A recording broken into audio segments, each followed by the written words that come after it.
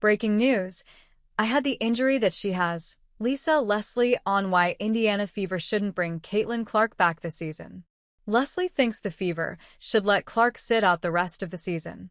Indiana Fever fans are excited after hearing the latest developments on Caitlin Clark, who has not played since July 15th, but is now finally back working with the team, taking part in shooting drills and non-contact parts of practice.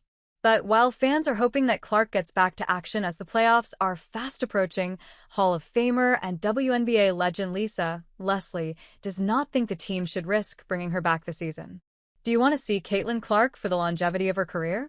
I'm just thinking, me personally, I would not put Caitlin Clark back on the floor this season, and the only reason why I say that is because I had the injury that she has. That deep groin injury is nothing to play around with. It can feel like you never had it. You make one move, one cut, and boom, she's back in the same spot, said Leslie. Clark has dealt with various soft tissue injuries this season, the latest of which was a right groin injury she suffered right before the WNBA All-Star break. This injury has kept her out of action in her team's last 16 games. The Fever have continued to label her day-to-day, but with no timetable for return. Meanwhile, Leslie suffered a similar groin injury in 2005. Although she played through the pain, she was heavily taped all season long around her thigh and glute just so there was enough pressure to hold the groin. While she still managed to play all 34 games that season, Leslie averaged her career lows of 15.2 points and 7.3 rebounds. The same might happen to Clark. I don't know if it's worth risking it. If they get the 8th spot and you're getting in the playoffs, is it really worth it? Looking at Minnesota in the first round?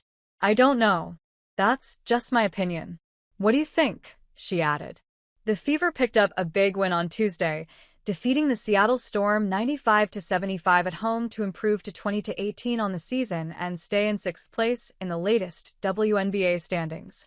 Clark was there to cheer on her teammates and looked like she was in good spirits while promoting her recently released Nike logo, which was all over her outfit and everywhere inside Gainbridge Fieldhouse, with the "Caitlin was here" shirts placed on every seat in the building. Fever coach Stephanie White also sounded positive when asked about the Clark situation. She went through our walkthrough yesterday. Today it was very short, prior to game time. But she went through it yesterday.